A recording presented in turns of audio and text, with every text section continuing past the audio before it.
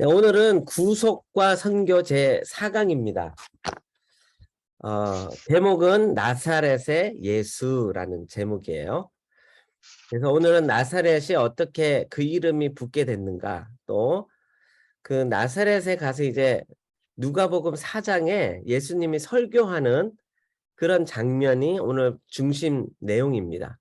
그래서 그 내용을 통해서 예수님이 누구시고 또 이 땅에 무엇을 하러 오셨는가, 이런 제목들을 함께 생각해 보면 좋을 것 같습니다. 네, 오늘은 그 나사렛이라는 지명 이런 것들을 좀 살펴보려고 그래요. 먼저 우리 하기 전에 복습을 잠깐 해보죠.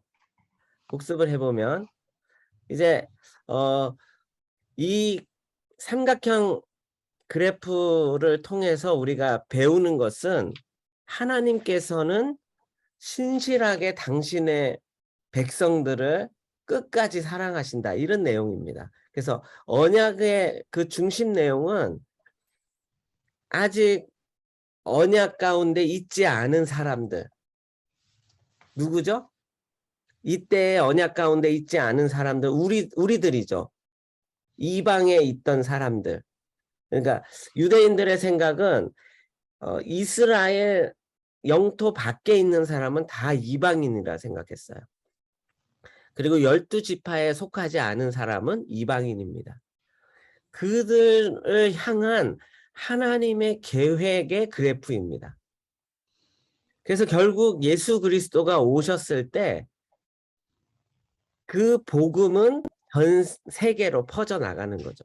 그래서 이 그래프는 굉장히 놀라운 복음의 씨앗부터 시작해서 복음의 완성까지를 나타내는 그림이라고 할 수 있습니다. 네. 나중에 한 번 더 정리해 보고요. 그래서 기독교 세계관을 그림을 그려보면 이렇게 된다 그랬어요. 이제 뭐 여러분 몇 번 들으셨으니까 다 아마 그릴 수도 있고 외울 수도 있을 거예요. 그 구약의 파트가 하나님이 계속해서 구원이 뭔가를 얘기하셨다면 그 완성은 예수 그리스도의 오심으로 완성된 것이다. 그리고 그 예수 그리스도의 오심으로 하나님 나라가 완성되었다. 완전해졌다는 겁니다. 우리 하나님 나라에 세 가지 단어가 뭐가 있었죠? 땅과 씨와 복, 이렇게 있었다 그랬죠. 그래서 땅과 씨와 복이 결국에는 마지막에 가리키는 게 뭐라 그랬죠? 교회라고 했습니다. 교회. 그래서 언약과 하나님 나라의 열매는 교회입니다. 교회. 그래서 우리가 교회의 개념도 잠깐 생각해 보았었어요. 교회는 원래 이제 불러 모으다, 이런 뜻이에요. 스페니쉬로는 이글레시아 이렇게 부릅니다. 이글레시아. 아주 헬라어랑 가까운데요. 영어로 철치라 그러고 교회란 이제 한문이죠. 한자죠. 그래서 이 교회는 하나님께서 그 백성을 불러서 모여 있는 걸 교회라고 합니다. 근데 그 개개인이 또한 교회입니다. 하나님을 믿고 그리스도를 통해서 구원받은 자, 이들을 한 사람 한 사람이 교회입니다. 그래서 어떤 교회는, 어떤 교회 가면은 표가 있는데 이런 표가 있어요. 나는 교회입니다. 이렇게 표를 붙이고 예배하는 그런 공동체도 보았습니다. 그렇듯이 모든 하나님의 계획은 교회로 규결돼요. 그러니까 교회가 굉장히 중요한 거죠. 근데 이제 어떤 사람들은 이렇게 얘기해요. 유럽의 교회가 죽어갑니다. 아니면 유럽의 교회가 너무 힘이 없어졌습니다. 이런 말 들어보셨죠? 안 들어보셨나요? 그러면 이제 우리 가까이에 있는 미국 교회를 예를 들어봐요. 미국 교회가 거의 뭐 노인들만 남아있는 교회가 굉장히 많아요. 근데 그런 모습을 보고는 하나님의 교회가 없어집니다. 줄어들고 있습니다. 망합니다. 이렇게 얘기하는 표현들이 있어요. 근데 우리가 이 구약에서부터 보면은 그 진행되는 방향이 계속해서 성장하게 돼 있습니다. 우리는 어떤 지역의 성도들이 줄었다 해서 교회가 없어지고 망한다라고 생각하는데 절대 그렇지 않습니다. 예수님이 쓰신 표현 중에 누룩이라는 게 있어요. 누룩. 누룩은 그 조그만 누룩을 떨어뜨리면 그 항아리 속에 있는 모든 것이 다 누룩으로 인해 변화되는 겁니다. 또 비유하실 때 겨자씨 비유를 하셨죠. 그 겨자씨 비유도 작은 겨자씨로 시작하여서 엄청나게 큰 그늘을 만든다라고 예수님 비유를 하셨어요. 겨자씨 나무가 그러면 엄청나게 큰가? 그렇지 않아요. 그렇게 안 크지만 씨에 비해서 엄청나게 크다는 겁니다. 그와 마찬가지로 하나님의 교회도 그러하다라는 거예요. 계속해서 성장할 것이고 주님 오시는 날까지 멈추지 않을 것입니다. 최근 2세기 동안 예수 믿은 사람의 숫자가 그 전에 예수 믿은 사람들 다 합친 거랑 똑같대요. 그러니까 최근 2세기 동안 엄청나게 예수 많이 믿은 거예요. 그런 통계들을 보면은 교회는 결코 망하는 게 아니고 하나님의 교회는 계속해서 성장해 간다 이렇게 표현할 수 있어요.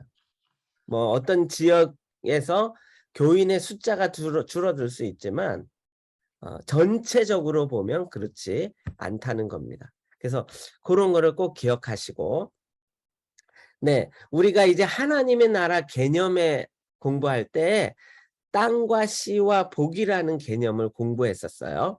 그래서 이거는 어디 나오는 얘기였죠? 처음에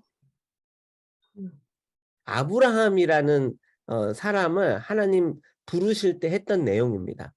그래서 너에게 약속의 땅을 주겠다. 너의 자손이 온 땅에 충만하게 하겠다. 그리고 너를 복주는 자는 내가 복주고 너를 저주하는 자는 저주하겠다 하면서 복에 관한 것도 얘기하셨어요. 근데 그 개념이 처음 아담 때부터 계속해서 시작됐다는 거예요. 그래서 하나님의 나라, 땅과 씨와 복이라는 개념이 아담부터 시작해서 지금까지 이어진다라는 게 이 땅과 씨와 복의 개념입니다. 그리고 복은 특별히 하나님의 통치를 나타내는 그런 개념이다라고 제가 말씀드렸어요. 그 중에 이제 예수님 시대를 보면 예수님하고 언약의 성취 이렇게 나와 있죠.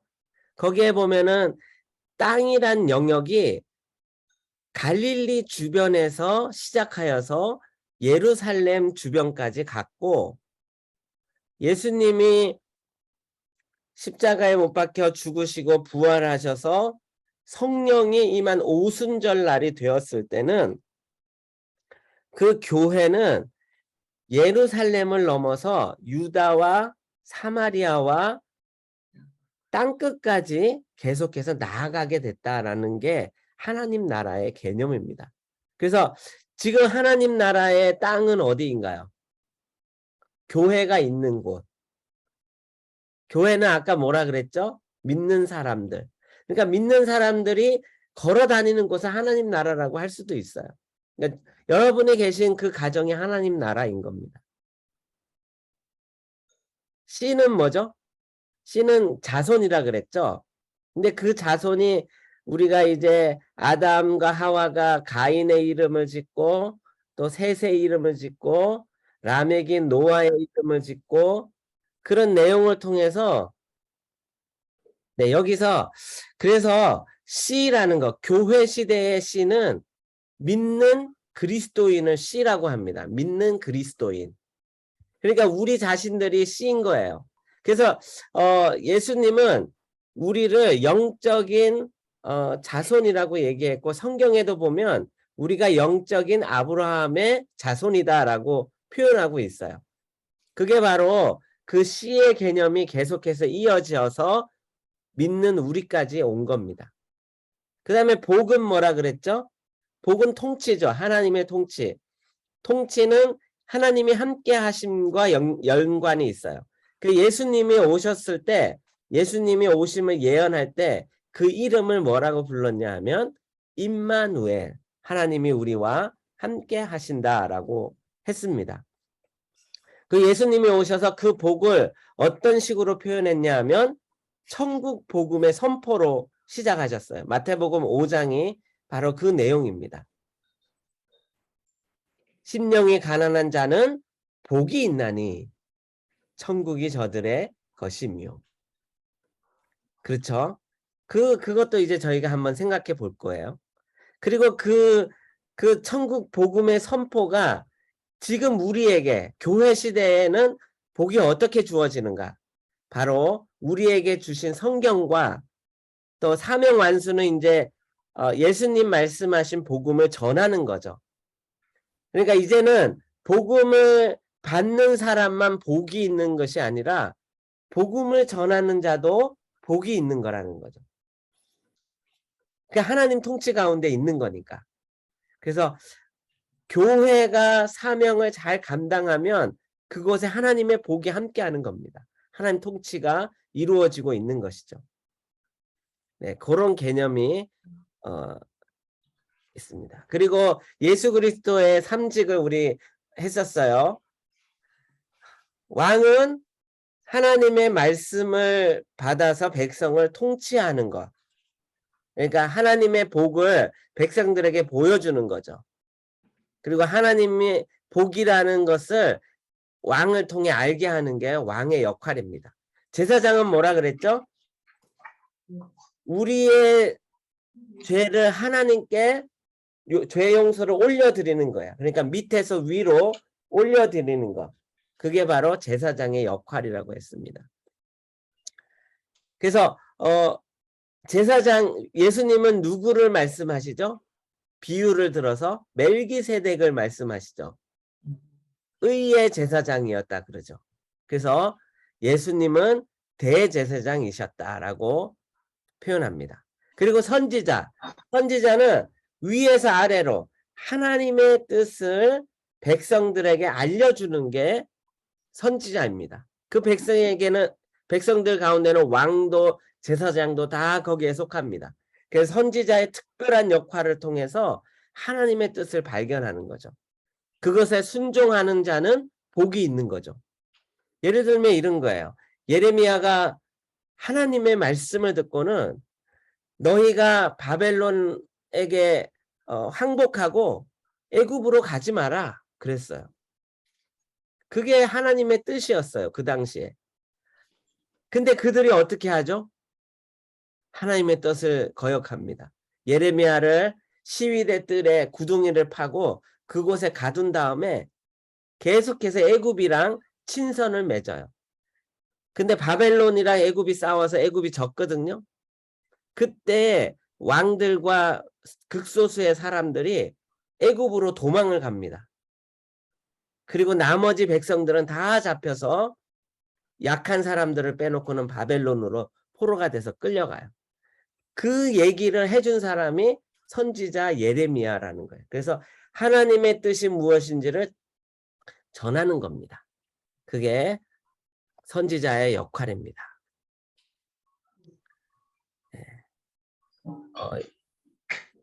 이거는 나중에 좀 설명해 드릴게요. 없는 거니까. 자, 오늘은 이제 나사렛이라는 걸 좀 공부해 보려고 그래요. 성경에 보면 나사렛이 굉장히 많이 나와요. 신약 성경에만 나옵니다. 근데 그 나사렛 사람 예수, 많은 성경에 보면 나사렛 예수 이렇게 표현되어 있어요. 마태복음 2장 23절 여기 보면은 나사렛이란 동네에 가서 산이 이는 선지자로 하신 말씀에 나사렛 사람이라 칭하리라 하심을 이루려 함이로라. 이렇게 써 있어요. 근데 구약에는 나사렛이란 말이 한 번도 안 나옵니다. 그리고 선지자들이 누가 얘기했는지도 나와 있지 않아요. 왜냐하면 선지자가 얘기한 선지자도 없고 그 이름의 지명도 없기 때문에. 근데 왜 마태는 마태복음 2장 23절에서 나사렛 사람이라 칭하리라 이렇게 얘기했을까요? 그래서 이제 학자들이 찾아봤어요. 나사렛의 뜻이 뭘까?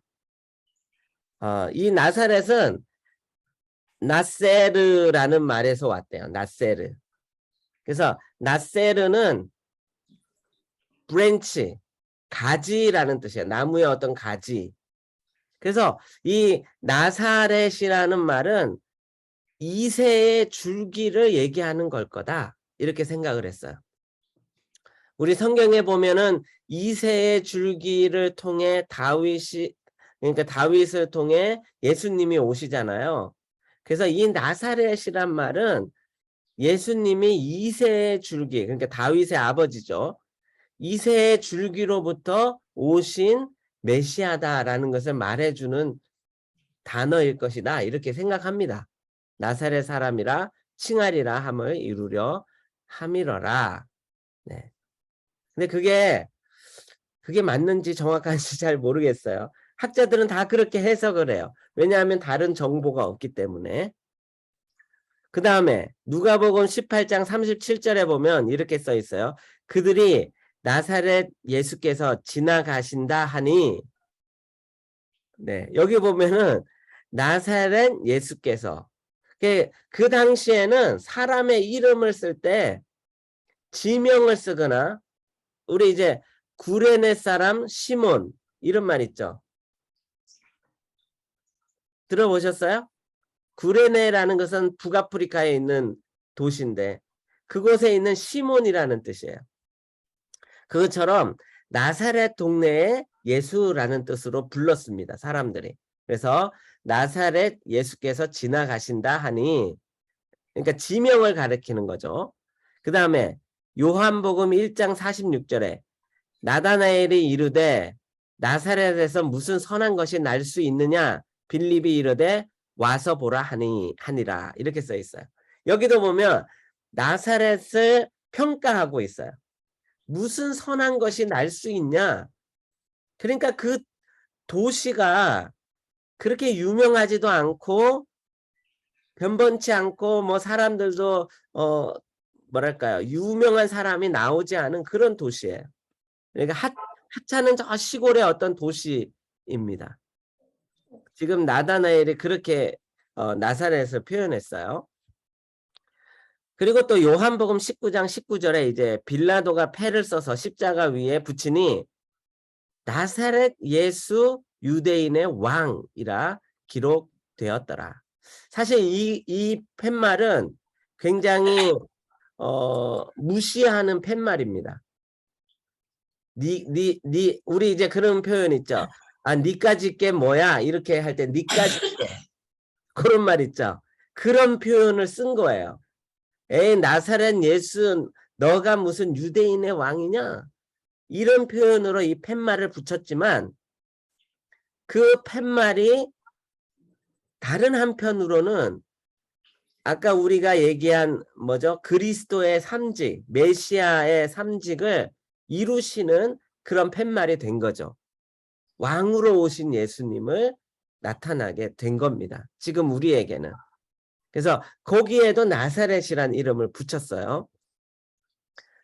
자, 그리고 이제 누가복음 4장에 가면 예수님께서 병자도 고치시다가 나사렛에 갑니다. 고향에. 그 장면이 등장해요. 4장 그래서 16절에서 30절에 보면 어떤 얘기가 나오냐면 회당에 들어가서 가르치는데 이 말이 오늘 너희에게 응하였다라고 하니까 사람들이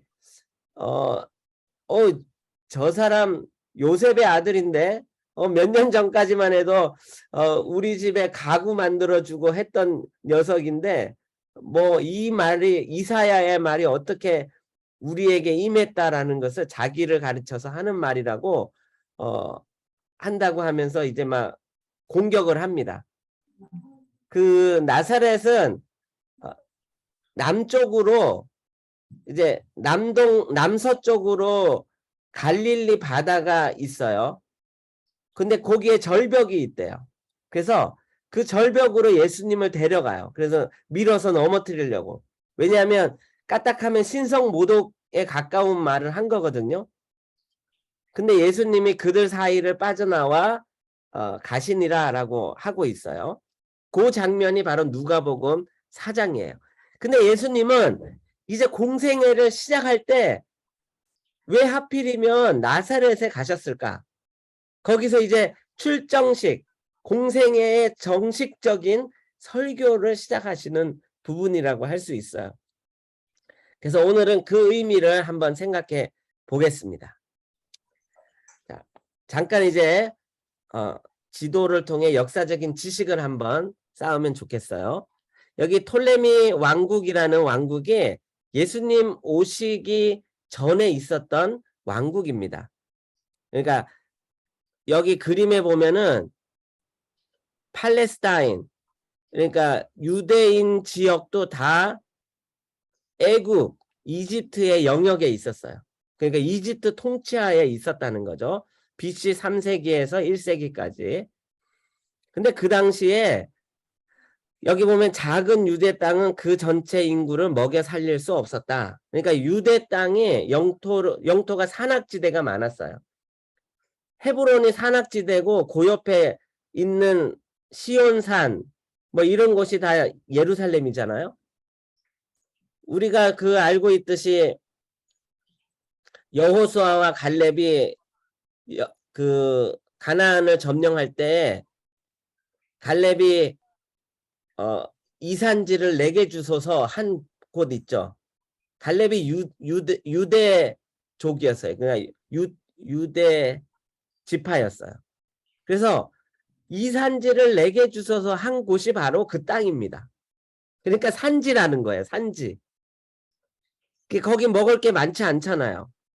그래서 그들이 이미 헬라 시대의 고대 형식의 인구 이동이 있었다는 거예요.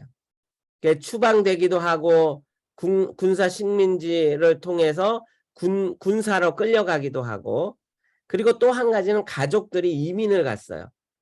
우리 유명한 이민자 가족이 누가 있었죠? 야곱. 그렇죠. 또 그 룻기에 보면은 이민을 떠나죠. 나오미. 네네, 맞아요. 그것처럼 유대에서 벗어나서 다른 지역으로 가는 겁니다. 근데 그 당시에 이제 이집트 영역에 있었기 때문에 이집트로 많이 갔대요. 그리고 북쪽으로는 갈릴리로도 간 거예요. 그래서 여기 그림에 보면 맨 위쪽에 오른쪽에 보면 갈릴리라고 돼 있죠.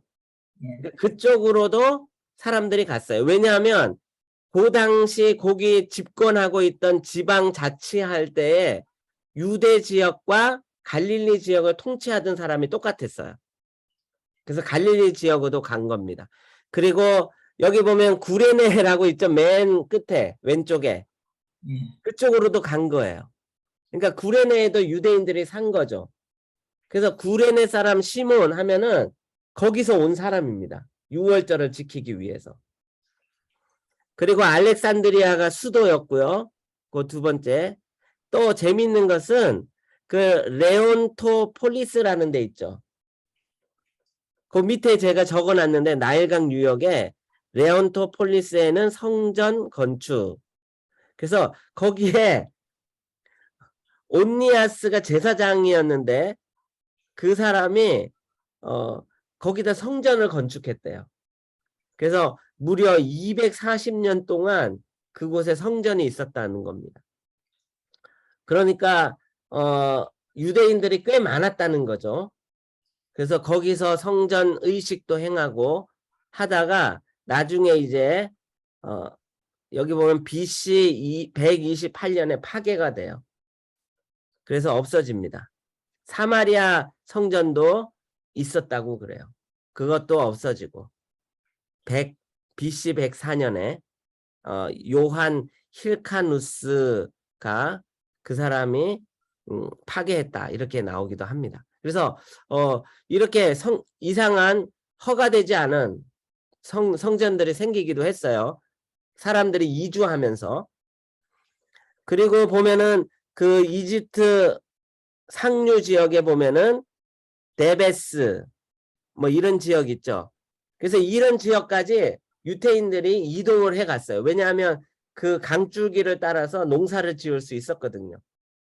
그리고 예레미야와 그 바벨론으로 끌려가지 않고 도망간 사람들이 이쪽 데베스 지역 이쪽에 가서 살았대요. 그러니까 유태인들에게는 그 지역이 익숙한 곳이기도 했던 겁니다. 그래서 이렇게 이미 예수님 오기 전에 많은 이민자들이 디아스포라 돼가지고 떠나갔다는 겁니다. 갈릴리 지역도 마찬가지고요. 근데 그 갈릴리 지역에 보면 이 그림에 보면 나사렛이란 지명이 있어요. 그리고 그 옆에 다볼산이 있잖아요.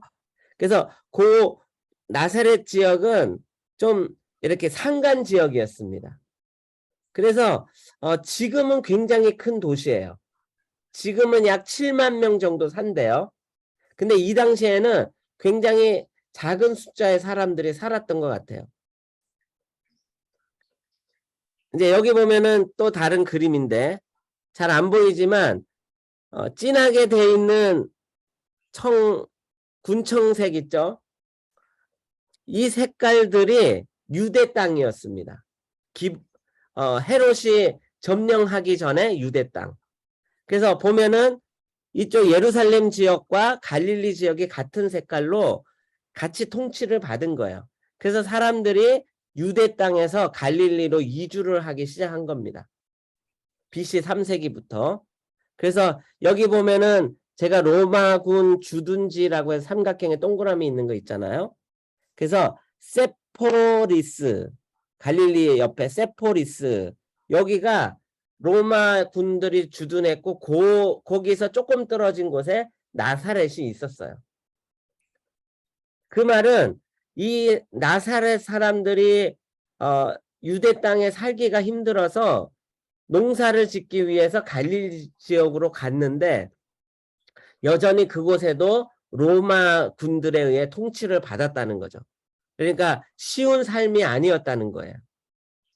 식민지의 삶을 살았으니까.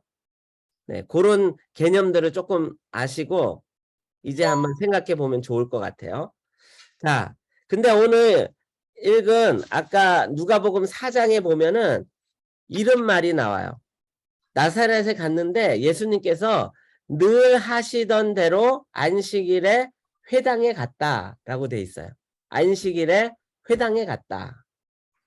늘 하시던 대로. 그러니까 뭐예요? 안식일이 되면 습관적으로 회당에 갔다는 거죠. 그런 말이 쓰여져 있어요. 그 회당은 뭔가? 회당은 시편에도 딱 한 번 등장해요. 그래서 그 시편이 바벨론 포로 때 아니면 그 이후에 기록된 걸로 봐서는 아마 그 즈음에 바벨론 포로에 갔다가 거기에 이제 성전이 없으니까 회당으로 모였다가 그들이 돌아오면서 본격적으로 회당이 시작됐을 것이다. 시편 74편 8절에 나오는 그 회당을 근거로 그렇게 얘기하기도 합니다. 그리고 이제 예수님 당시가 되면 굉장히 회당들이 많이 생겨났어요. 그 회당은 여기 헬라어로 시나고게라고 해요. 그래서 시나는 함께, 아고는 인도하다, 데려가다 이런 뜻이 있어요. 그래서 회당은 함께 모이는 곳. 지금의 교회라는 개념과 비슷한 거였죠. 교회도 불러내서 모이다라는 뜻이거든요.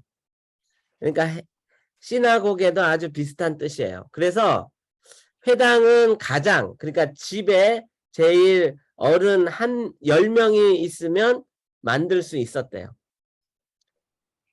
그러니까 한 집에 평균 5명 산다 그러면은 50명 있으면 그곳에 회당을 시작할 수 있었던 겁니다. 그리고 교회와 유대교 회당이 AD 90년 이전에는 같이 모였대요. 그러니까 예수 믿는 사람들도 어떤 교회에 가거나 그러지 않고 회당에 같이 모였던 거예요. 물론 많이 싸웠겠죠. 그래서 교회와 유대교 회당이 분리가 되지 않았어요. 그래서 어떤 유대인들은 예수님 믿는 사람들로 모였지만 그거를 회당이라고 불렀다는 거죠. AD 90년까지는.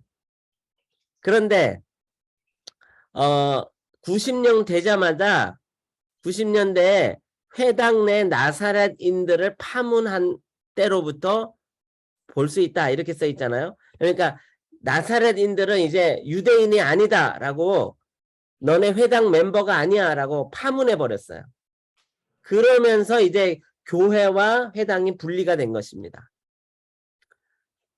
그래서 회당은 그런 개념이에요. 그리고 이제 안식일에 예수님 가셨는데 그럼 안식일은 언젠가? 유대인의 하루는 우리 시간으로 6시, 오후 6시간이 빠른 저녁 해질 때, 그러니까 오후에 저녁 해질 때부터 하루가 시작됩니다. 그러니까 저녁밥 먹을 때죠. 보통 이제 저녁 해질 때 기도를 해요. 그래서 그 기도 시간부터 시작해서 하루가 시작되는 거예요. 그러니까 밤은 우리가 생각하는 아침과 똑같은 겁니다.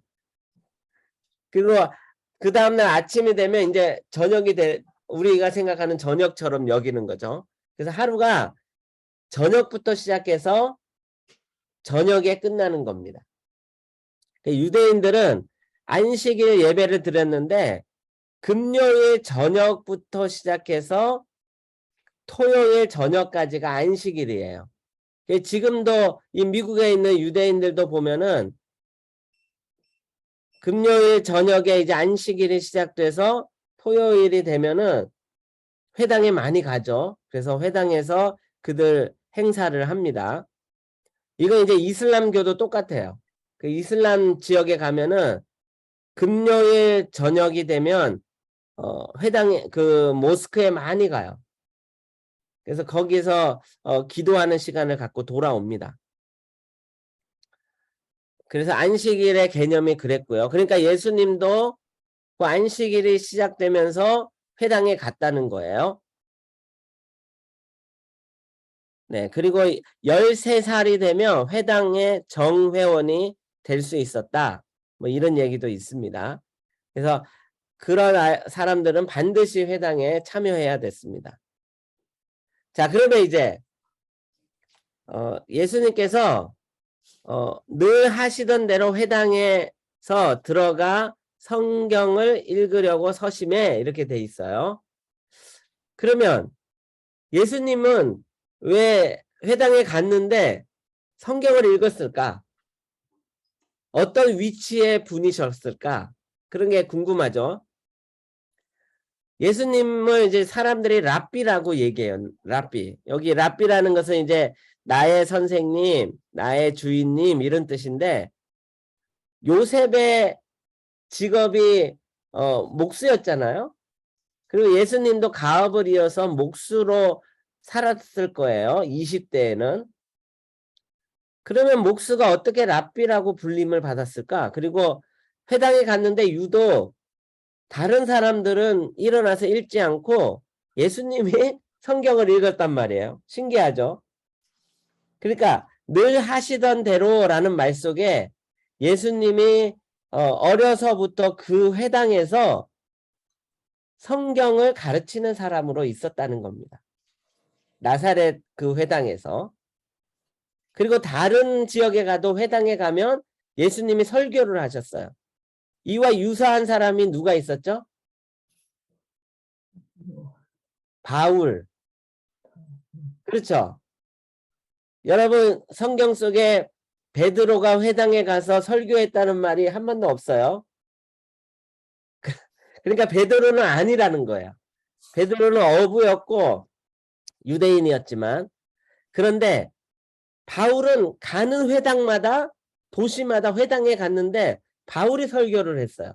그러니까 바울에게는 그 회당의 표시가 랍비라는 표시가 있는 거예요. 마찬가지로 예수님에게도 그런 랍비의 자격이 있었던 겁니다.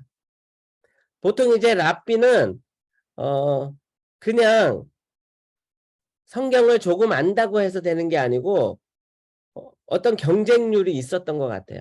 그래서 예수님 시대 이후가 지나면 랍비가 되기 위해서 경쟁률이 보통 1000대 1 정도 됐대요. 1000대 1.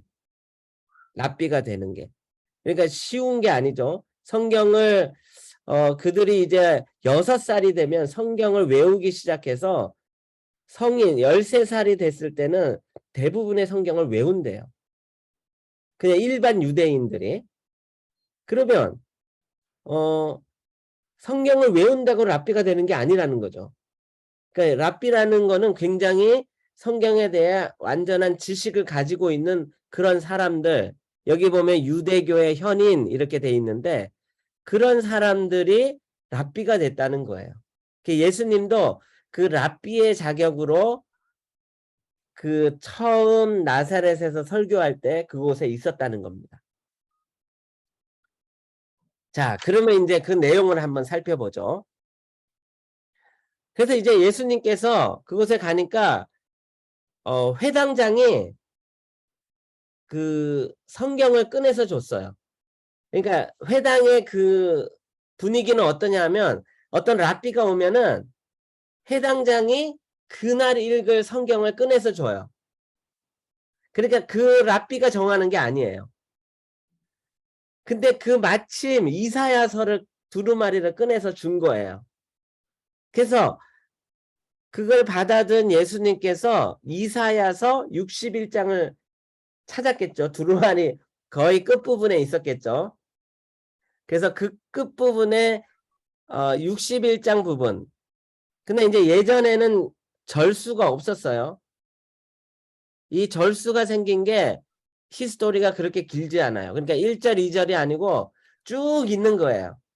그래서 그 중에 61장 부분 지금의 거기를 읽기 시작했습니다. 그래서 누가복음 4장 18절에서 19절을 읽으셨는데 제가 한번 읽어볼게요. 주의 성령이 내게 임하셨으니 이는 가난한 자에게 복음을 전하게 하시려고 내게 기름을 부으시고 나를 보내사 포로된 자에게 자유를 눈먼 자에게 다시 보게 함을 전파하며 눌린 자를 자유롭게 하고 주의 은혜의 해를 전파하게 하려 하심이라 하였더라. 네, 이 부분을 읽어주셨어요. 그런데 이 얘기를 듣고는 예수님이 이 말씀이 오늘 응하였다라고 합니다.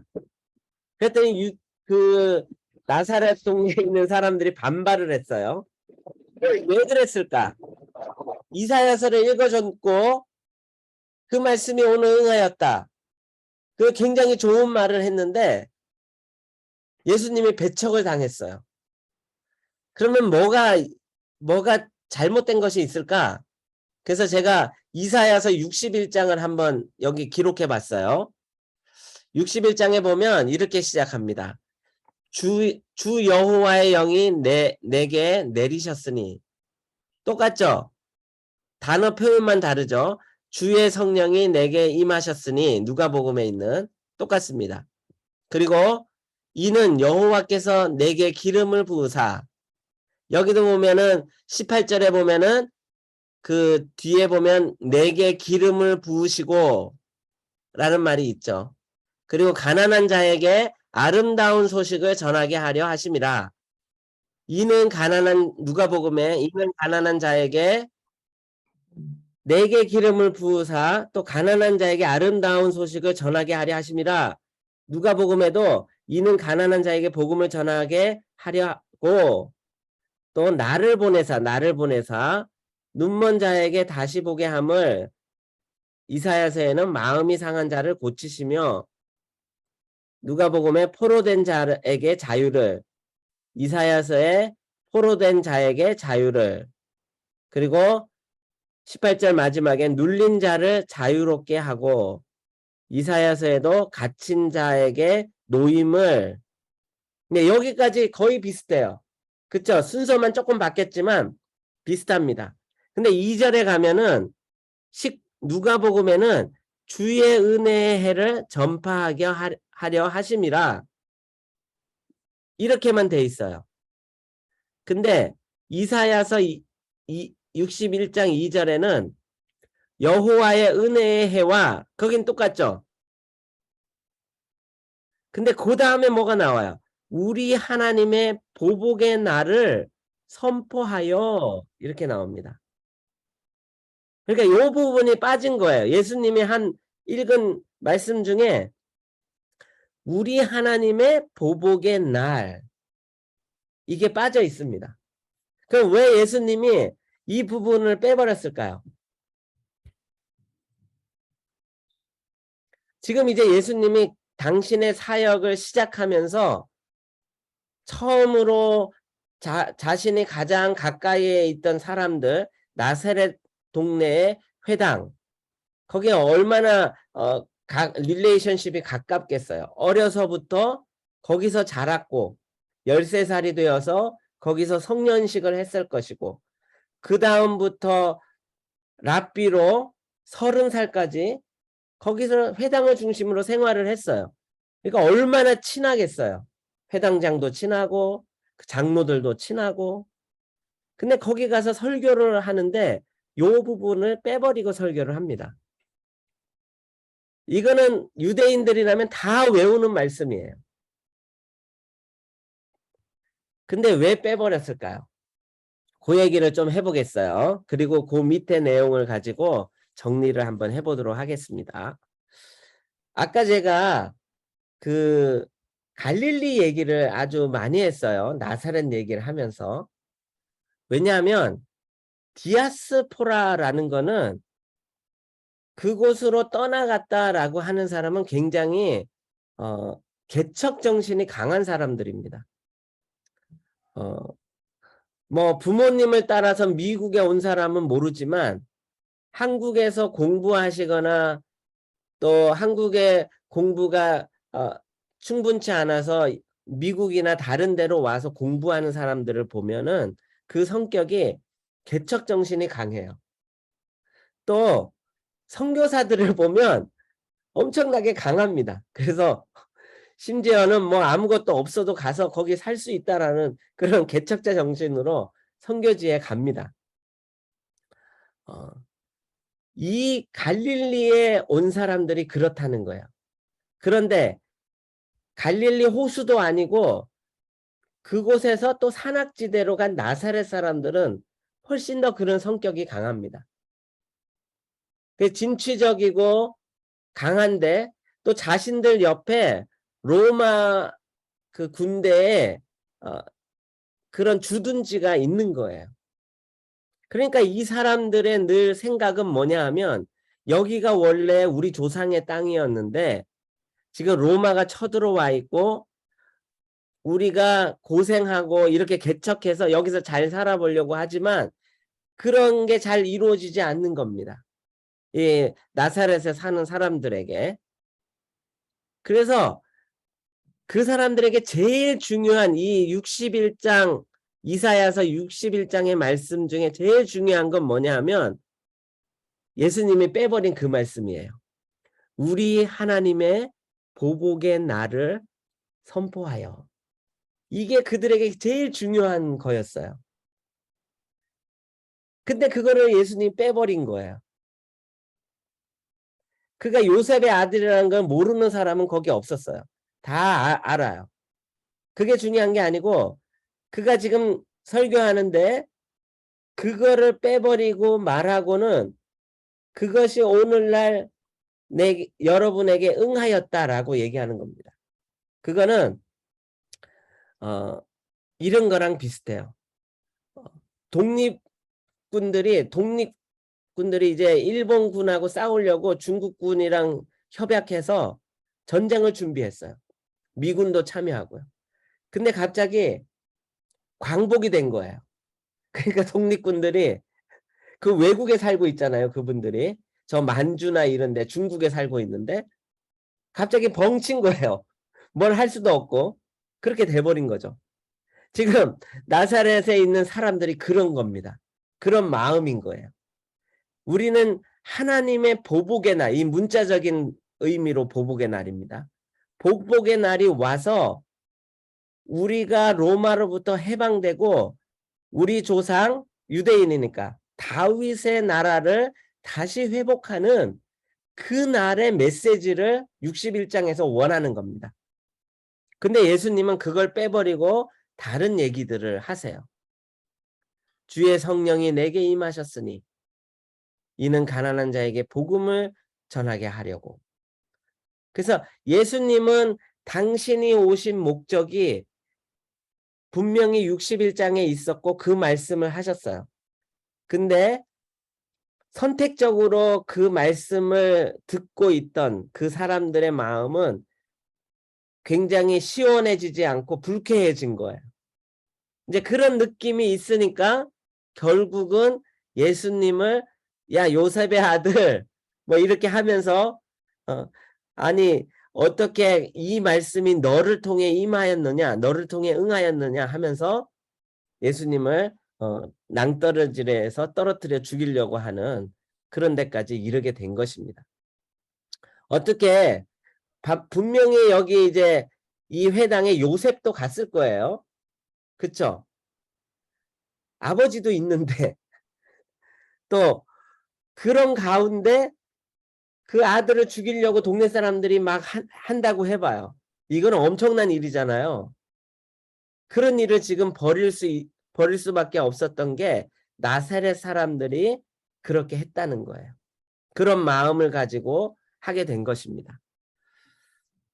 그러면 왜 예수님은 그 말을 빼버렸느냐 이런 겁니다. 원래 이제 여기 보면은 이사야서 61장 1절의 말씀은 어떤 복음을 통한 회복을 얘기하고 있어요. 하나님의 나라가 어떤 것인가를 얘기하고 있습니다.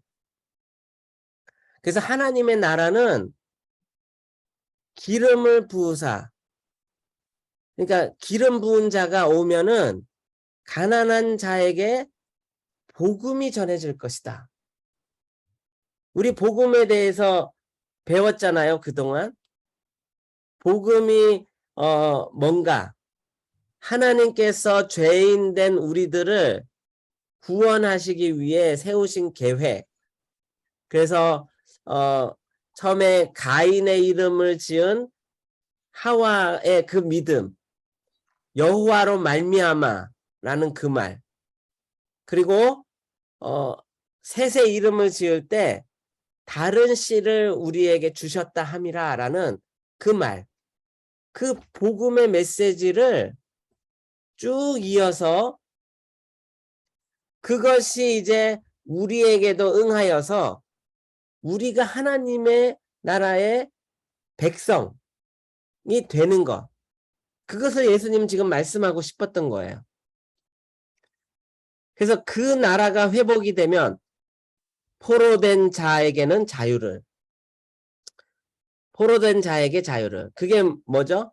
우리가 구속의 뜻이 뭐라 그랬습니까? 값을 지불하고 자유를 얻는 것. 그게 구속이란 뜻이었죠. 바로 죄악에 포로된 자들의 자유함을 누리는 것. 그 다음에 눈먼 자에게 다시 보게 함을. 이거 이제 눈이 다 먼 사람이 아니잖아요. 거기 있는 사람들이. 어떤 사람은 그럴 수 있지만 대부분은 눈이 보인다고요. 근데 눈먼 자에게 다시 보게 함을. 무슨 말이에요? 복음을 명확히 모르던 자들이 예수님을 통해서 복음을 정확히 보게 되는 그걸 얘기하는 겁니다. 복음이 전파되어서. 보게 함을 전파하며 눌린 자를 자유롭게 하며. 이 말도 마찬가지죠. 그래서 결국 19절에 보면 주의 은혜의 해, 이걸 희년이라고 해요. 희년.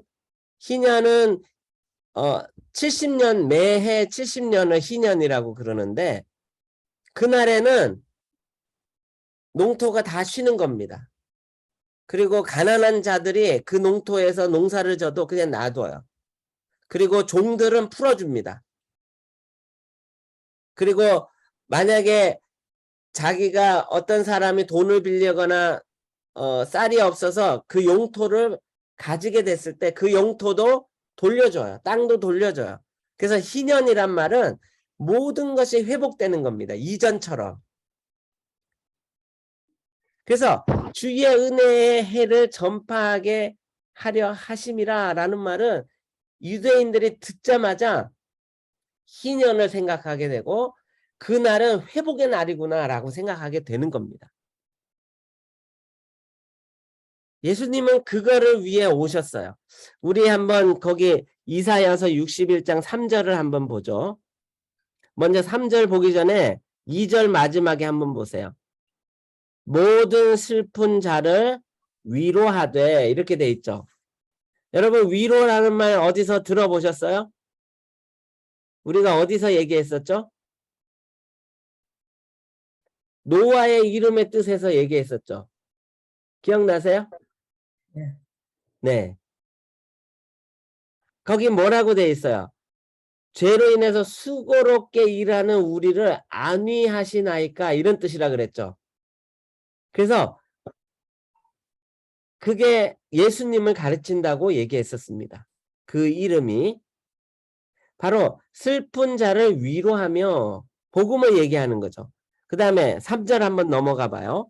무릇 시온에서 슬퍼하는 자에게 화관을 주어 그 죄를 대신하며 대신하다라는 말 여기 보면 이제 대신이 3번 나오는데 화관을 주어서 죄를 대신하다. 죄는 이제 죄를 뒤집어 쓰다 이런 구약의 표현이 있어요. 그 말은 너무너무 고통스러운 시간을 당했을 때를 얘기합니다. 욥이 그랬죠. 죄를 뒤집어 쓰고 그 기와장으로 상처를 긁었다고 해요.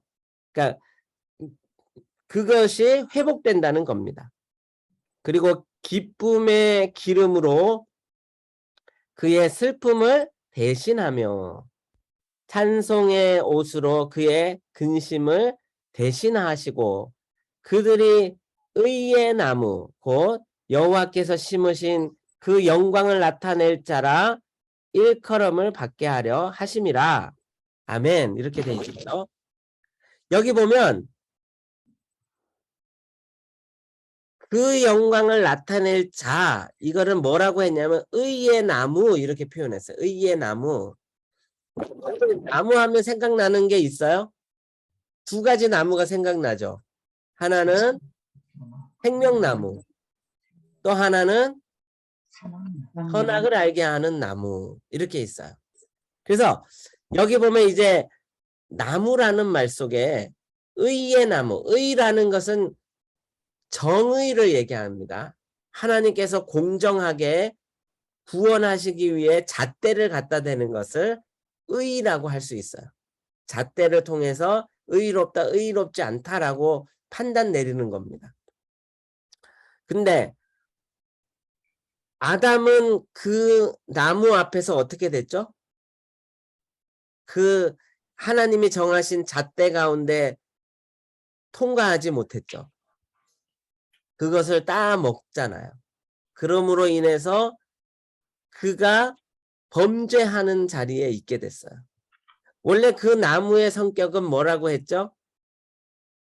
하나님이 너와 함께 한다는 것을 보여주는 거다. 하나님의 명령과 말씀이 그 나무를 통해 기억하게 하는 그런 굉장히 귀한 나무다. 귀한 의미를 가진 나무다라고 했어요. 근데 그 앞에서 범죄함으로 의의 나무가 되지 않고 그냥 뭐라 그러죠? 형벌의 나무가 된 거죠. 아담에게 있어서.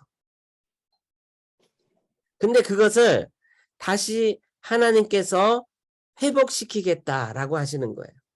예수님이 오셔서 이제 이 의의 나무가 되기 위해 뭘 하시냐 하면 3번의 시험을 받으세요. 그때 예수님이 그 3번의 시험 앞에서 다 통과를 합니다. 먹는 것, 또 높아지는 것, 또 뭐 왕이 되는 것, 이런 것의 시험 가운데 예수님은 통과하심으로 의의 나무가 되세요. 그 나무를 통과한. 그래서 그 뒤에 뭐라고 돼 있어요? 곧 여호와께서 심으신 그 영광을 나타낼 자가 되시는 겁니다. 자, 그러면은 유대인들이 오해했던 것, 우리 하나님의 보복의 날을 선포하여, 여기에서 우리 하나님의 보복의 날은 뭘까요? 원래 뜻은 이거는 십자가 사건을 얘기하고 있는 겁니다. 그러니까 2절에 보면은 이사야서 61장 2절에 여호와의 은혜의 해와 우리 하나님의 보복의 날을 선포하여, 슬픈 자를 위로하는 거잖아요. 그러니까 회복되는 거죠. 복음으로. 그러려면 회복되기 위해서는 뭐가 필요하죠? 대속이 필요한 거예요. 그래서 여호와의 은혜의 해, 그러니까 하나님께서 다시 회복시키기 위해 우리 하나님의 보복의 날이 올 거라는 겁니다. 그게 바로 십자가의 죽으심이에요. 그로 말미암아서 다시 회복되는 것. 그것을 지금 이사야서 61장 3절에서 예언하고 있는 겁니다. 이사야가. 그래서 결국 예수님이 그 영광을 나타낼 자가 되시는 겁니다. 근데 갈릴리 사람들은 그거를 이해를 못했어요. 문자적인 이해를 했어요. 그래서 그들이 그것을 오해하고는 예수님을 죽음의 자리로 넘겨주려고 하는 겁니다. 자, 그래서 오늘 여기 이 말씀 속에서 우리가 기억해야 될 건 뭐냐 하면, 예수님의 그 공생의 첫 설교 가운데 예수님이 어떤 분으로 오셨는가라는 겁니다. 그래서 그게 바로 누가복음 4장 18절과 19절의 내용이라는 거죠. 주의 성령이 내게 임하셨으니. 그래서 예수님의 사역이 성령과 함께하는, 그러니까 성삼위 하나님과 함께하는 사역이 될 것이다. 그리고 이는 가난한 자에게 복음을 전하게 하려 하심이라. 그 아까 제가 그 마태복음 5장에 나오는 심령이 가난한 자, 이 얘기를 잠깐 권사님 질문에서 하셨는데, 여기에 보면 가난한 자라는 말은 그냥 돈이 없는 자, 아니면은 뭐 수준이 낮은 자, 이런 자들을 얘기하는 게 아니라 바로 복음이 없는 소외된 자, 복음에서 소외된 자를 얘기하는 겁니다.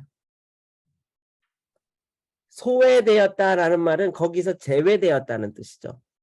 그래서 복음에서 제외된 자들에게 복음이 전해질 것이다 라는 거예요. 그래서 예수님이 오셔서 성령 받는 일이 언제 생기죠? 세례 받으실 때. 세례 받을 때 하늘에서 성령이 비둘기같이 내려와서 예수님께 임했다 그러죠. 그리고 어떤 일이 생기죠? 하늘에서 음성이 났는데 이는 내 사랑하는 아들이요 내 기뻐하는 자라. 이런 음성을 그 복음서에 기록돼 있어요. 그래서 예수님이 성령을 임하시고 오셔서 복음에 소외된 자들에게 복음을 얘기해 주겠다라는 겁니다. 그리고 내게 기름을 부으시고 포로된 자를 자유케 구속하신다는 거죠. 눈먼 자, 바로 영적인 눈이 없는 자들에게 영적인 눈을 뜨게 하는 것. 눌린 자, 어려운 그 죄악 가운데 눌려 있는 자들을 자유롭게 해준다. 그래서 결국은 회복의 날이 오게 할 것이다. 이게 바로 예수님이 이 땅에 오셔서 이루실 일들. 내가 이제부터 이런 일들을 할 것입니다 라고 나사렛 회당에서 선포하시는 내용이라는 겁니다. 그러니까 이 나사렛 회당의 설교가 예수님의 사역 전체를 얘기해 주고 있는 설교라는 거예요. 그래서 오늘 제가 이제 예수님 이야기를 하면서 이 설교를 여러분들과 함께 나누는 이유는 바로 이 설교의 내용이 지금 우리에게까지, 지금 아직도 복음이 없는 곳, 복음이 전해져야 될 곳까지도 이 설교의 말씀이 응하고 있다는 거죠. 그래서 이것을 우리에게도 적용해 볼 수 있는 겁니다. 우리에게 적용하면 어떻게 적용하냐면 주의 성령이 내게 임하셨으니, 제가 이제 지난번에 성령 세례에 대해서 좀 나누겠습니다 그런 적이 있었죠. 약간 교리적인 내용일 수도 있는데 성령은 언제 임하셨죠? 처음 성령이? 오순절. 그렇죠. 오순절날 성령이 임했어요. 근데 성경에 보면은 예수님이 성령의 인도하심을 받아 사막에 가서 광야에서 고난을 받으셨다, 시험 받으셨다, 이런 내용들도 나와요. 그리고 아까 말한 대로 성령이 세례 받을 때 성령이 비둘기같이 그에게 임하셨다. 그러면 성령이 그전에는 없었어요? 오순절 이전에는? 있었죠. 있었죠. 성령이 있었죠. 근데 예수님이 이제 제자들과 얘기하면서 시간이 지나면서 성령이 너희에게 임하시면이라고 얘기해요. 성령을 근데 성경에 보니까 보혜사 이렇게 표현되어 있어요. 보혜사. 보혜사라는 뜻은 돕는 자 이런 뜻이거든요. 돕는 자, 하나님의 영, 또 가끔은 나의 영 이렇게 표현해요. 예수님의 영. 그래서 성령이 임하시면 너희가 권능을 받고, 그렇게 돼요. 권능을 받고. 그러니까 성령이 임하면 권능을 받는데요. 그러면 무슨 일을 한다고요? 이 18절과 18절에 나오는 사건의 일들을 하게 된다라는 겁니다. 그래서 그러면 지금 우리는 성령을 어떻게 받는가? 이런 얘기를 좀 해볼 수 있어요. 이제 혹시 이제 여기에도 오순절 계통의 교단에서 성장하신 분들도 있을 거예요. 그래서 오순절 계통의 분들은 어떻게 생각하냐 하면 지금도 그 오순절날 임했던 성령이 우리에게 임하고 있다라고 얘기를 해요. 그래서 성령이 임하면 방언도 하고 성령이 임하면 은사도 나타난다. 이렇게 얘기하는 분들이 있습니다. 그 말이 이제 어떤 부분은 동의가 되지만 어떤 부분은 동의가 안 되는 부분이 있어요. 뭐냐 하면 그 오순절에 임했던 성령은 성격이 전혀 다르다라는 거예요. 그 성격은 뭐냐 하면 여기 보면 이제 예수님께서 선포하는 겁니다. 그날이 시작의 날이라는 거예요. 무슨 시작의 날이냐? 바로 온 땅에 복음이 전해지기 시작하는 날이라는 겁니다. 그날이만 성령이라는 거예요. 그러니까 성령님이 그럼 다른가? 그렇지 않죠. 동일하죠. 우리에게 임한 성령과 그때의 성령이 동일하지만 그 성격은 다르다라는 거예요. 그 전에는 제자들이 마가의 다락방에서 120명이 모여서 기도하는데 기도만 했어요. 밖에 나가지도 않고. 그들을 찾는 자들이 그들을 죽일까 두려워했기 때문에 그들이 십자가에 못 박히지 않기 위해서 마가의 다락방에 숨어 있었습니다. 그래서 거기서 기도했어요. 예수님이 기도해라 했거든요. 그게 한 10일 정도 돼요. 10일.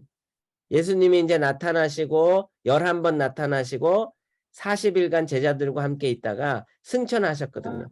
그러니까 40일에서 50일이 되려면 10일 정도 있잖아요. 그러니까 마가의 다락방에서 그 사람들이 10일 동안 기도했어요. 기도하는데 10일째 되는 오순절 날에 이제 오순절 날이 끝나면 어떻게 되냐 하면 오순절은 언제부터 50일이죠? 혹시 아는 분 있으세요? 6월절. 예수님이 6월절 전날 돌아가시죠? 그렇죠. 그래서 6월절이 이제 그리고 이제 안식 후 첫날 예수님 마리아와 다른 마리아가 예수님 무덤에 가죠. 근데 무덤이 비어 있었다는 거예요. 그래서 그 사건, 예수님 십자가의 사건은 6월절 전날에 일어난 사건입니다. 그러니까 유대인들이 그때 온 사방에서 왔어요. 아까 디아스포라 얘기했죠. 그 디아스포라에 있는 유대인들도 네, 쉐어를 끄고 한번 얘기해 보죠. 예. 디아스포라에 있는 유대인들도 다 그 6월절이 되면 예루살렘에 옵니다. 남자는 1년에 한 번씩 와서 여호와 앞에 그 얼굴을 보이는 게 율법이에요. 그래서 왔는데 그때 예수님을 죽인 거예요. 유대인들이. 그리고 무덤에 묻었어요. 그리고 예수님 부활하셨죠. 그 6월절로부터 50일이 지난 거예요. 근데 50일이 지나면 이 디아스포라 된 사람들이 돌아갑니다. 자기 땅으로. 50일간 있다가. 그러니까 50일간 예루살렘에서 뭐 먹기도 하고 모임도 갖고 또 그들 그 지파가 있을 거 아니에요? 유다 지파 중에 누구의 누구의 파 이렇게 있는데 그들이 거기서 모여서 그런 행사를 갖는 거예요. 50일까지. 그리고 오순절이 지나면 돌아갑니다. 그 돌아가기 전에 마가의 다락방에 그날 성령이 임한 거예요. 그래서 그들이 밖에 나갔을 때 예루살렘과 유대에 있는 갈릴리에 있는 유다인들 뿐만 아니라 전 그 지중해 연안에서 온 아라비아에서 온 유대인들이 거기에 같이 있었던 거예요. 그리고 그날 성령이 임해서 그들이 그 지역의 말로 말을 했다 그러잖아요. 그러니까 그 1.5세, 2세, 3세, 4세, 5세 뭐 바벨론 시대부터 떨어져 있던 유대인들은 뭐 몇 대가 됐는지 모르죠. 그들이 예루살렘에 모였을 때 히브리 말보다는 그들이 태어난 나라의 말이 더 편할 수 있잖아요. 그 말들을 한 거예요. 그래서 그들에게 성령이 임한 사람들이 그들이 태어났던 나라의 말들로 복음을 전하는 겁니다. 예수님을. 그리고 그날에 놀라운 일들이 일어나게 된 것이죠. 예수를 믿게 되고.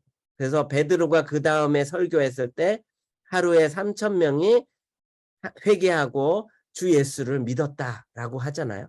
그러니까 그런 일들이 일어난 게 그 오순절에 임한 성령으로 말미암아 시작이 된 거예요. 그러니까 그날에 일어났던 그 성령의 사건은 지금 일어나는 성령의 사건과는 좀 다른 성격이라는 걸 알 수 있죠. 하나님 나라가 예수님이 그 보혜사 성령이 오면은 너희가 나보다 더 큰 일을 하리라 이렇게 말씀하시죠. 그 일들이 고 예루살렘에서부터 성령을 통해서 이렇게 일어난 거예요. 그게 이제 오순절 날의 성령 사건이고요. 그리고 나서 사마리아에도 성령이 임하는 일들이 일어납니다. 그래서 성경에 보면은 3번의 성령이 임한 사건이 기록돼 있어요. 그러면 이제 우리는 그러면 성령이 임했을 때 어떤가? 그걸 좀 생각해 봐요. 그걸 이제 어떤 사람들은 성령 세례라 그래요. 성령 세례. 혹시 성령 세례를 이렇게 들어본 분이 있으세요? 뭐 안 들어봐도 괜찮아요. 왜냐하면 네, 그게 뭐 안다 모른다 상관없으니까. 네. 근데 이제 중요한 건 뭐냐면 성령이 우리에게 임한다라고 얘기를 해요. 그러면은 하나님의 자녀로 자각을 합니다. 성령이 임하면. 근데 그거는 사람마다 다 다를 수 있어요. 어떤 사람은 불과 같이 임하는 사람들이 있어요. 저도 이제 어렸을 때 예수 믿고 예수를 6학년 마지막 날 12월 31일 날부터 교회를 다니기 시작했는데, 그리고 부흥회도 막 따라다녔는데, 어릴 때부터 부흥회 가면 막 방언도 하고 북치고 뭐 그러면서 성령의 그런 은사들이 막 나타나는 걸 본 적이 있습니다. 그리고 저희 교회에도 병자들이 막 몰려와서 거기서 집회를 매일매일 한 적도 있고요. 그런데 그런 성령의 역사들이 개인에게도 일어난다는 거예요. 그러면 그 일어나는 표를 어떻게 알 수 있는가? 어떤 사람은 그냥 모르고 하나님의 자녀로 살아가는 사람도 있어요. 근데 그게 다 잘못된 게 아니에요. 그러니까 어떤 사람은 아주 획기적인 사건으로 눈물과 콧물을 다 흘리면서, 우리 부흥 강사들 보면 그런 분들 많죠. 어느 날 예수 믿어서 눈물 콧물 다 흘리고 하나님의 뜻을 발견해서 하나님의 종이 돼야 되겠다 하고 종이 돼서 부흥사로 나셨던 사람들이 많았습니다. 요즘은 이제 그것보다는 좀 다른 방식으로 복음을 전하지만, 그래서 그런 시대가 있는 거예요. 그러면 이제 어떤 사람들이 그래요. 왜 요즘은 그런 이적이나 기사와 능력들이 교회에서 잘 일어나지 않습니까? 우리가 성령을 받았을 건데, 그렇죠? 그리고 하나님을 아바 아버지라 부르는데 왜 그런 일들이 일어나지 않죠? 이렇게 질문하는 사람들이 종종 있습니다. 여러분은 어떻게 생각하세요? 왜 그런 일이 일어나지 않을까요? 왜 많지 않을까요? 그런데 지금 복음이 막 전해지고 있는 데 있잖아요. 그런 데 가면은 그런 일들이 굉장히 많이 일어나요. 선교지 같은 데는 특별히 기적적인 일들이 막 일어납니다. 저도 어렸을 때 아니죠. 대학교 다닐 때 이제 선교 단체들이랑 같이 전도하러 섬에 많이 갔는데, 그 섬에 이제 한의사들이랑 같이 가요. 같이 가서 뭐 집회하기 전에 의료 봉사를 합니다. 저는요, 그 어떤 것도 봤냐면 손가락이 갑자기 확 굳어서 평생 살던 사람이 손가락이 확 펴지는 것도 보고 여러 가지 기적을 봤어요. 그러면 그런 일들이 왜 그 복음 전하는 선교지 같은 환경에서 많이 일어날까요? 그건 뭐냐면 이런 겁니다. 우리가 지금 복음에 대해서 공부를 하고 있잖아요. 그래서 복음이 뭔가를 좀 더 정확하게 알고 하나님의 신실한 자로 하나님의 뜻을 분별하며 살아가길 원하는 그런 기 위해 우리가 지금 이 시간, 바로 성령께서 일하신다, 성령이 임하셨다라고 하는 것은 성숙한 자와, 그러니까 이게 성숙을 얘기하면 또 오해할 수 있는데, 아직 초신자인 사람들과 성경을 잘 알게 되고 그런 기적이 없어도 하나님을 분명히 알 수 있는 그런 환경에 있는 자들과는 다르다라는 거예요. 그래서 선교지에서는 많이 일어나는 이유가 아직 그들에게 성경을 정확하게 어떤 말씀인지를 분별하여 가르치지도 않았고, 그럴 기회가 아직 생기지도 않은 사람들은 하나님의 이적을 보고 돌아온다는 겁니다. 그래서 예수님께서도 제자들과 그리고 길거리 다니면서 하는 게 달랐어요. 제자들에게 병을 고쳐줬거나 제자들에게 뭐 그런 일들이 생겼다 이런 얘기는 못 들어봤어요. 제자들이 그런 일을 했다라는 건 들어봤어요. 왜냐하면 예수님이 제자들을 둘씩 짝지어서 보냈을 때 그들이 가서 기적을 행하거든요. 주님의 이름으로. 그런 것처럼 제자들은 그 단계를 넘어서서 하나님의 뜻이 무엇인지, 복음이 무엇인지를 더 아는 수준으로 자라가게 하는 겁니다. 더 그 수준에 있는 거죠. 그러니까 우리도 마찬가지예요. 우리가 이제 기도할 때 분명히 이제 병이 있거나 또 힘든 일들이 있을 때 기도해야죠. 그리고 가끔 기적도 나타날 수 있죠. 근데 더 중요한 것은 우리가 기도함으로 인해서 하나님의 뜻은 뭔가요? 복음이 전해지는 거죠. 복음이 더 명확하게 되는 겁니다. 그 일들이 이루어지도록 기도하는 게 훨씬 더 풍성한 거라는 거예요. 그래서 성령의 역사가 지금은 없습니까가 아니라 성령의 역사가 지금도 더 풍성하게 일어나고 있는 겁니다. 교회를 통해서, 교회 안에서. 그거는 뭐예요? 말씀을 더 명확하게 이해하고 그 말씀에 순종해서 우리의 삶을 살아가기로 마음을 바꾸는 것. 그리고 정말 그렇게 삶의 현장에서 살아가는 것. 그게 어쩌면은 어떤 이적이나 기적보다도 더 큰 성령의 역사라는 거죠. 그래서 그걸 놓치면 안 되는 거예요. 그래서 가끔씩 이제 그런 오순절 계통의 분들이 여러분 이제 친구들 혹시 계시면 와서 우리 교회는 이런 일들이 병자가 낫고 막 그래. 한번 와서 봐. 한번 그걸 체험하고 싶지 않아? 이렇게 하면은 여러분은 이렇게 하시면 더 좋아요. 우리 교회도 와봐. 와보면 하나님의 복음이 얼마나 잘 가르치고 있고 더 성숙하게 그리스도인으로 살아가는 걸 배울 수 있을 거야. 그렇게 얘기해 줄 수 있는 당당함이 있어야 됩니다. 그게 바로 지금 예수님이 말씀하시고자 하는 내용이에요. 성령이 임하셔서 복음이 증거되어지는 것. 성령이 임하셔서 은혜의 해가 증거돼서 회복되는 역사가 일어나는 것. 그것이 교회에 잘 세워지면 그 교회는 든든하고 명확한 그런 교회가 된다는 것을 예수님 말씀하시고 있습니다. 그래서 오늘은 그 나사렛에서 예수님이 왜 설교를 시작하셨는가, 그리고 그 설교를 시작한 내용이 어떤 내용들인가를 잠시 생각해 보았습니다. 네. 그러면은 우리 이제 마지막에 보면은 단어 정리하는 시간을 좀 가지면 좋은데, 네, 여기 보이세요? 예. 자, 구속 우리가 공부했었죠. 구속 뭐라 그랬죠? 값을 지불하고 자유를 얻다, 이런 뜻이라고 했어요.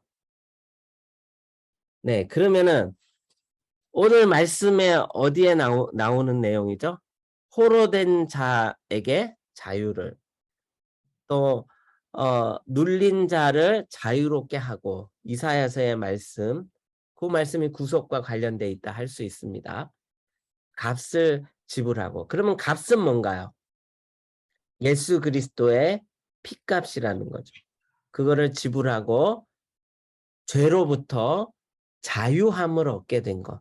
그게 구속이고, 그 구속의 역사를 이끌어 오시는 그 역사를 구속 역사라 한다. 이렇게 얘기했습니다. 그래서 어떤 분들이 설교나 공부 시간에 구속 얘기하면 바로 그런 하나님의 언약이 이루어져 가는, 그래서 결국은 죄에서 자유를 얻게 되는 그것을 구속이라 한다. 그렇게 이해하시면 됩니다. 예수 그리스도는 지난번에 또 해봤고요. 은혜는 이제 우리가 본 해퍼의 책을 좀 읽었는데, 거기 보면 이제 은혜가 좀 더 분명하게 나오죠. 그래서 여기 보면 이제 값싼 은혜, 값비싼 은혜, 이렇게 두 가지로 구분해서 은혜가 나와요. 아직 안 읽으신 분들은 천천히 한번 읽어보세요. 그러면 비싼. 은혜가 복음이고 복음이 예수님이다, 이렇게 얘기합니다. 은혜가 복음이고 복음이 예수님이다. 그리고 지금 그 예수님은 우리에게 어떤 모습으로 주어졌죠? 성경, 하나님의 말씀으로 특별한 은혜로 주어진 것. 그리고 매일의 삶 속에서 성도들과 교제하고 복음 전할 수 있는 삶으로 살아가는 그런 은혜가 우리에게 있는 것입니다. 그래서 그런 것들을 은혜라고 부른다라고 했습니다. 그 다음에 선악을 알게 하는 나무. 네, 이거는 이제 사랑나무라 그랬고, 임마누엘 이렇게 불렀었어요. 그래서 임마누엘, 하나님 우리와 함께 하신다. 결국 임마누엘은 뭐죠? 예수님의 이름을 얘기하는 거죠. 선악을 알게 하는 나무가 예수님이란 뜻은 아니에요. 그거를 이해시키는 나무다라는 겁니다. 그래서 혹시 또 오해하시면 안 돼요. 선악을 알게 하는 나무가 임마누엘이라고 했으니까 예수님이다 이렇게 가버리면 남사현 선교사는 아마 이단이 될 거예요. 그래서 그렇게 이해하지 마시고 그것을 통해서 하나님이 우리와 함께 하심을 알게 하는 나무다 이렇게 설명했습니다. 그 다음에 겸손, 교만 이렇게 했는데 겸손은 뭐라 그랬었죠? 겸손, 하나님을 인정하는 것. 그걸 겸손이라고 했었습니다. 그래서 교만은 하나님을 인정하지 않는 것. 그래서 겸손한 자, 하나님을 인정하는 자, 교만한 자, 하나님을 인정하지 않는. 하나님을 인정하지 않으면 뭘 인정하는 거죠? 자기 자신을 인정하는 거죠. 그러니까 자기가 드러나는 거죠. 그 사건의 가장 핵심적인 게 선악을 알게 하는 나무의 그 과일을 따먹은 것. 그게 교만을 가장 나타내는 거죠. 그리고 또 뭐가 있었죠? 바벨탑. 바벨탑 사건을 통해서 교만함이 세상에 나타난 거죠. 하나님을 인정하지 않고 우리가 하나님처럼 되겠다라고 하는 겁니다. 그게 교만이라는 단어입니다. 그 다음에 성전과 교회. 네. 성전은 몇 개의 성전이 있었다 그랬죠? 예루살렘에? 솔로몬, 스룹바벨, 네. 헤롯. 네. 그러니까 원래 이제 건물은 두 개예요. 두 개. 첫 번째 성전은 솔로몬이 세운 성전. 두 번째 성전은 스룹바벨이 세운 성전. 예. 근데 이 스룹바벨이 세운 성전을 헤롯이란 사람이 기원전 1세기에 그 유대인들의 환심을 살려고 그걸 보수작을 리모델링을 합니다. 그래서 그것을 헤롯 성전 이렇게 불렀어요. 그러니까 예수님이 성전에 와가지고 내 집은 내 하나님의 집은 기도하는 집이다 이렇게 막 하면서 거기서 뭐 파는 사람들 다 쫓아내고 그랬잖아요. 예. 그 성전은 무슨 성전이죠? 헤롯 성전 이렇게 불러요. 헤롯 성전. 그 성전이 언제 없어져요? AD 70년. AD 70년에 티투스라는 장군이 예루살렘을 쳐들어와서 완전히 쑥대밭을 만들고 성전을 부숴버립니다. 그래서 유대인들이 그 땅에 전혀 살지 못하고 세상으로 다 흩어지게 되는 사건이 일어나는데 AD 70년경에 그게 바로 성전이 파괴돼서 없어진 거예요. 그러니까 지금은 예루살렘에 성전이 없습니다. 지금은 거기 가면 모스크가 있어요. 그래서 여러분 더 이상 성전을 보기 위해서 예루살렘에 가도 그 하나님의 성전은 그게 없습니다. 성전은 이제 존재하지 않아요. 대신 뭐가 존재하죠? 교회. 교회. 교회는 성도들의 모임이라고 그랬어요. 교회는 이제 우주적인 교회라고 하는 건 이제 전 지구에 있는 모든 믿는 자들을 교회라고 했고 그게 바로 하나님의 나라랑 동일한 겁니다. 하나님의 나라는 교회입니다. 자, 하나님의 나라는 이제 다음 주에 좀 더 생각해 볼 건데 땅시 복이 회복된 게 하나님의 나라예요. 그래서 여러분 이 땅시 복 꼭 기억하시고 특별히 그중에 복이란 단어 있죠? 그것을 우리가 좀 더 다음 주에는 좀 더 생각해 보도록 하겠습니다. 혹시 질문 있으세요? 오늘 말씀 나눈 내용 중에? 수고하셨습니다. 네, 알겠습니다. 제가 그 카톡에 올렸는데 저희가 이제 그 뭐라 그러죠? 성경 정독하는 그거 있죠? 마태복음. 그거를 조금 더 이렇게 제가 누가복음 4장 18절을 보면서 이제 예수님의 구속 역사와 연결해서 한번 이번에 말씀드린 것처럼 마태복음도 그런 부분이 많이 있습니다. 그래서 그런 부분들을 한번 잘 이렇게 정리하면서 정독집을 읽어보시면 좋겠어요. 다음 주에도 제가 한두 개 또 올리도록 하겠습니다. 그리고 이제 이거 보네포의 나를 따르라는 책은 저희 그 필독 도서는 아닙니다. 그런데 하시면서 읽으면은 굉장히 그러니까 성경에 있는 거를 어떻게 적용할 수 있는가라는 부분에 대해서 이분이 굉장히 심도 있게 말씀을 하세요. 그래서 요거를 읽을 때 그 정독집과 마찬가지로 천천히 읽으시고, 그리고 읽을 때 단락의 옆에다가 이렇게 제목이나 중요한 단어를 쓰시면서 읽으시고, 그 다음에 이제 읽으시다가 요 말은 오늘 나에게 너무 좋은 말씀이었다 하는 거는 카톡에도 올려주셔서 쉐어하시면 좋을 것 같습니다. 그래서 저도 계속 올려보도록 하겠습니다. 그래서 우리가 이 성경 공부 시간이 다 지나갔을 때 하나님의 언약과 하나님의 나라와 또 그 다음에 제일 중요한 게 뭐죠?